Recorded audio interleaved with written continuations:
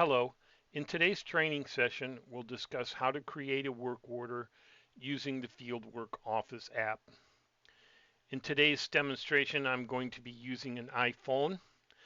The Android is almost identical to the iPhone. For this to work, the technician does need the rights give user mobile customer access.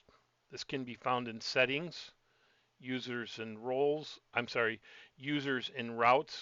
edit to technician, and then on the right hand side of the screen below the user roles, all the user roles, there is a checkbox give user mobile customer access.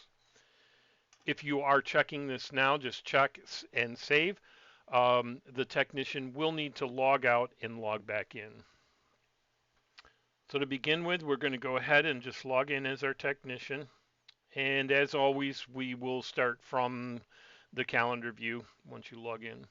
In the upper right hand corner is a plus sign. On the Android device, it is three vertical dots. Just click on that and say add work order, or just work order here on the iPhone, and that'll take us to the work order screen.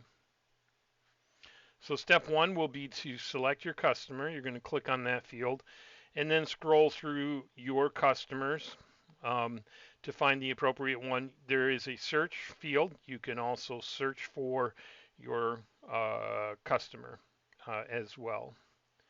So you're going to click the customer and it will auto-populate their name. Now, if there is multiple locations, on the iPhone, it will select the default location, but you'll want to verify your service address, your service location, to ensure that that is correct. And to do that, we're just going to click on the arrow button here on the side, and it will take us to the service locations, and we can select the appropriate service location. For James Brown, he only has one, again, on the iPhone. That will default. On the Android, it'll do the same thing if there's just one service location. If there's multiple locations on the Android phone, the service location field will be blank. It does not pick up the default service location. You will actually need to click, just like we did here on the location service location screen, and select the appropriate service location.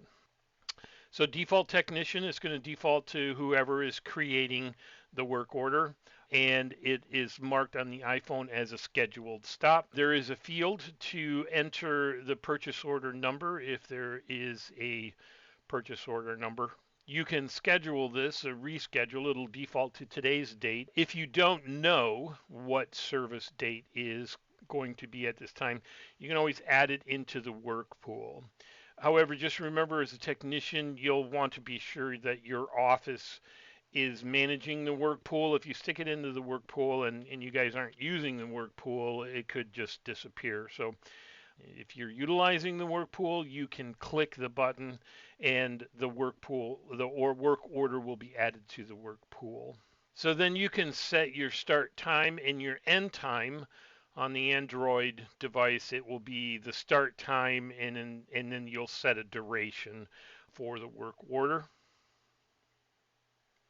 As we continue to scroll down, we have our line items we're going to add.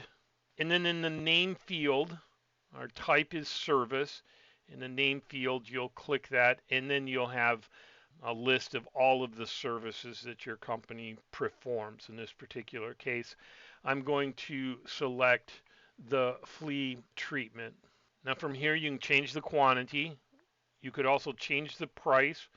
I'm going to go ahead and bump this to $280. And if the property is taxable, it will default a check mark there. If it is not taxable, it will not have a check mark in the taxable field. Same thing there on the Android. So then we're just going to click done, and then we're going to click done again here. On the Android, it's a little icon that looks like a floppy disk in the upper right hand corner. This will bring you back out to the front of the work order, and you can see our flea tick treatment data has brought forward our new prices there, It's taxable. It's showing the fees that are associated to it. And then at the very bottom, if you want to, you can add instructions. Service both front and rear yard for fleas, period.